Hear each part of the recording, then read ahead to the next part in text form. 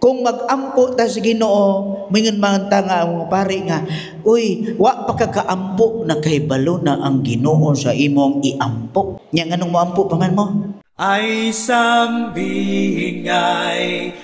Adunay istorya, murag ako na share pero akong balikon kay haom kaayo sa atong ebanghelyo. Tulo ka managbarkada. They are best friends.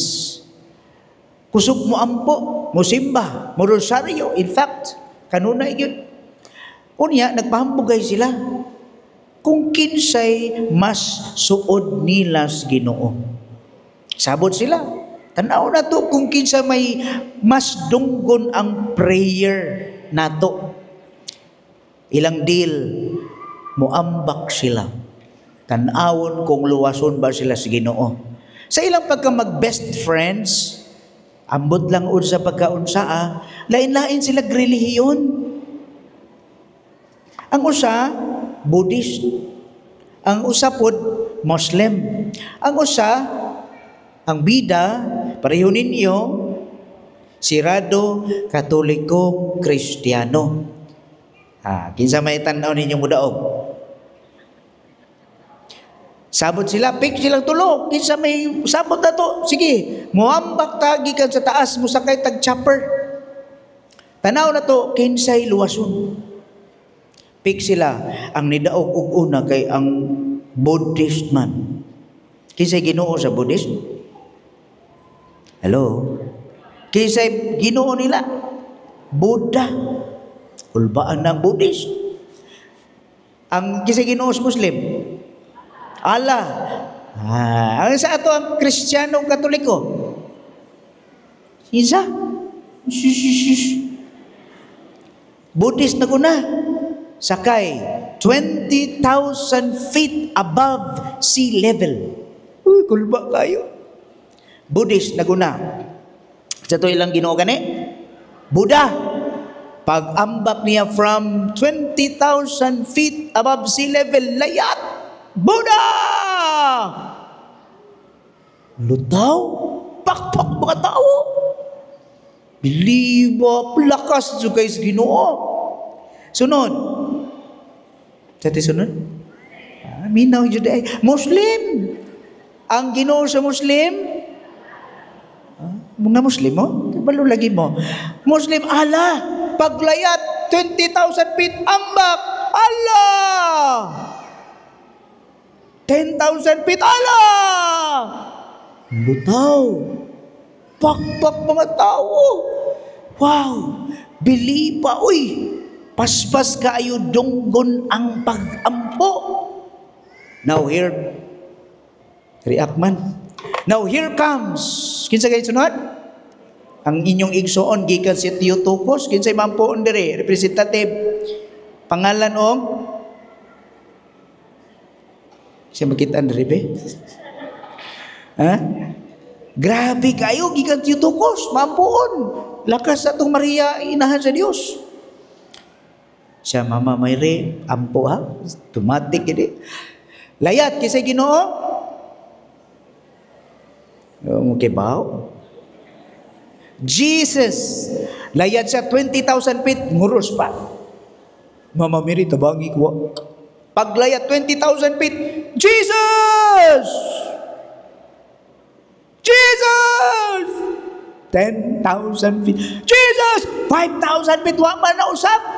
Wa man sa milutaw ningon siya, ala, ala, Buddha, Buddha. Patay taga Theotokos. Usap. Delikado. Nganong nausap man? Kay kuwang sa pagsalig, kuwang sa pagtuo, paglaom ug ampo nga nagduha-duha. Usahay na ba mag-ampo ta ka na yung uyugon linog 97.9 sana. Ikaw, Jesus, Jesus. Ang uban yawa. Diba? Uy, sukdun ta di ang napita. And the lesson, brothers and sisters, in today's gospel, persistent in our prayers. Kano sa mata mag-persistent?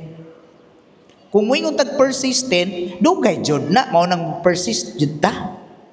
Lisod man sa kay gusto ta mo ampo lagi kay Jesus Christ, dapat naadayon si Jesus Christ. Mao ra ni problema nato. No? Kanang dili ba mo tubag ang Ginoo sa atong gustong gipangayo?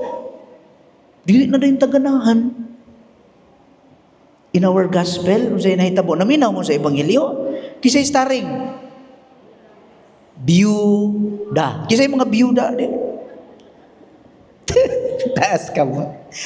Mga biyuda. Pero kini general ni siyang idea. Dili lang ni siya biyuda. This speaks about those minority. Kanang mga kaluoy, kanang mga tabangunon. Siyempre biyuda, wala na may bana. So mura og angay na. Nga kanang murag tan-awunon sa katilingban. Mga bata, mga inosente, mga biktima sa hustisya. To those minority, kita gipahimangnuan kita nga, ayaw yung surrender. Ang biyuda sus nagsigi yung punay hangyo sa huwis. Uy, dili ko muundang mohangyo yung ko nga tabangan ko niya. Haron maluwas ko sa akong kaatbang. Pero yung sa imo sa huwis, batik ko kinaiya. Di ko maayo. Dili ko mahadlo. Wala ko'y kahadlok sa Dios sa pagtahod sa mga tao. Pero kining biyuda gasigig samok-samok na ko. Tungod kay naluoy ko sa iyang gihangyo. Ako na lang siyang tabangan. Kung ang usa ka huwes bati o kinaiya, makasasala, unsa na lang ang atong Ginoo. Kung ikaw mohangyo sa atong Ginoo, di day ta paminaw niya. Moingon ra bata, di ba? Kung mag-ampo ta sa Ginoo, moingon man ta nga ang pare nga, uy, wa pa ka kaampo na kay balo na ang Ginoo sa imong iampo. Tumo na. Tumo? Nya nganong mo ampo paman mo? Shh. Nganong mo ampo pang kabalo naman dahil mo Ginoo di ay. So what is the point? Ang atong pag-ampo, dili para ang Ginoo maoy mausab. Hello? Ang atong pag-ampo makapausab dili sa Ginoo kundi nato sa atong kaugalingon. Kay ang atong pag-ampo wa na kinahanglan is Ginoo kay balo na ko nimo, kaila ko nimo, bisan ang imong gamay buhok nga nabilin. Ilhan ko na bisan wa pa kagianak, kabalo na ko sa imong kinabuhi.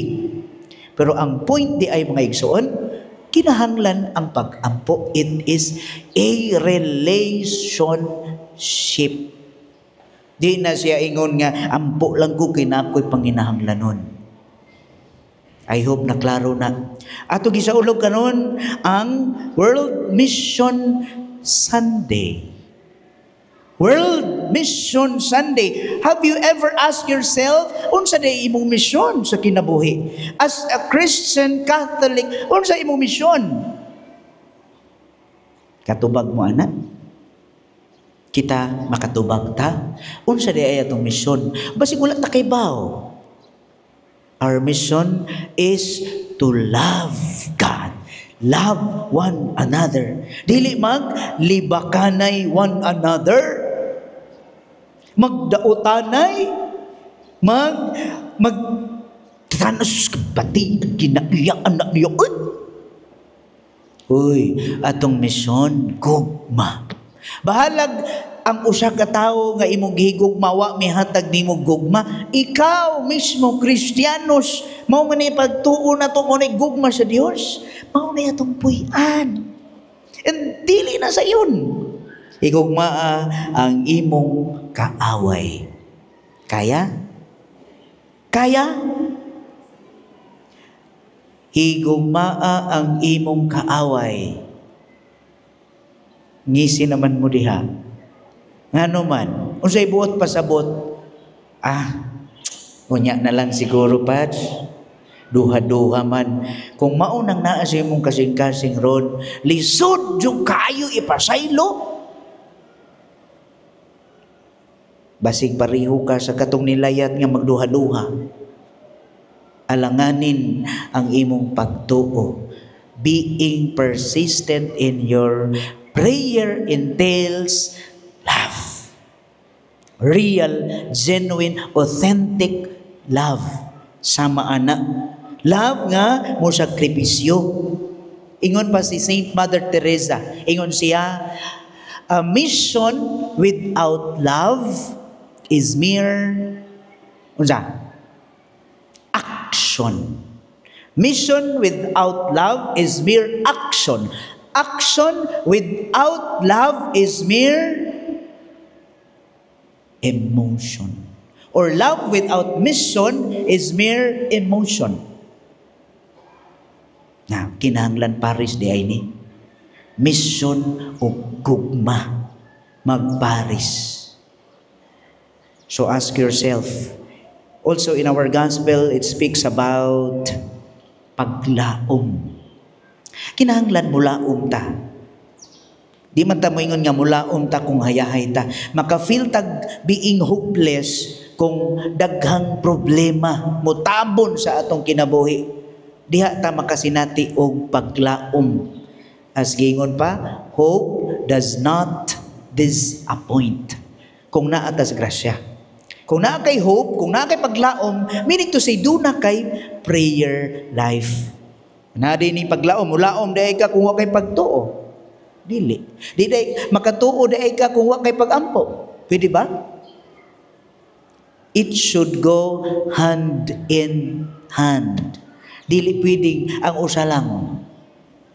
So, mga igsoon, niini atong ebanghelyo, nagpahimangno kanato to be persistent, consistent in our prayers, in our faith, in our hope in God. O kinahanglan, nining mission Sunday, atong tan-awon kung unsa nagha akong mission nga nabuhat sa katilingban. So good luck sa pamilya. Kumusta akong pagkamama sa akong mga anak? Natuman ba nako ang akong pagkainahan? Naghatag ba kong tinud-anay nga gugma, nga sakripisyo? Bisa na nga akong mga anak, mga sipat kaayo. Gahig ulo. Ikaw anak nga nitambong karon sa misa, kumusta ang imong pagkaanak? Sige ra kag pangayo sa imong ginikanan, wa magagay tabang-tabang sa hugasanan sa platos balay, tapulan man gani ka kaayo, sige ra kag silpon-silpo. Na, ilingi ng mga mama sa anak ko. Unsa ang imong mission? Ako sa akong bahin, ko Lord, unsa bitaw akong mission diri sa Theotokos? Mangayo ta kanunay og lamdag sa Dios kung unsa gyud ang iyang mensahe kanato. Lastly, diha sa atong pagkamaampoon, dili pinakinahanglan or importante nga na atay higayon sa pagpamati. Dili pwede nga kita lay sige bungat, sige taghangyo, sige yango sige noo. Importante sad ang pagpamati. Spend time in silence, solitude to hear God's message in you. Saan ni mo mag-ampo, manguros, lakaw, laag. Saan ni mo pagdungog nga nihungong ang Ginoo sa imong kasing-kasing. So to be persistent is very important. But before being persistent, ang imong pag-ampo mo itan-awonon. Basin mo ampo lang ka kung naglinom na. Basin mo ampo lang ka kung nagkalisod na ta. Every day should we pray to be persistent and have a good relationship with our Lord Jesus Christ. Ayaw suhira ang imong igsuon nga milayat sa helicopter apan sa katapusan ug sa tunga-tunga nagkalisod na nausab. Ay sang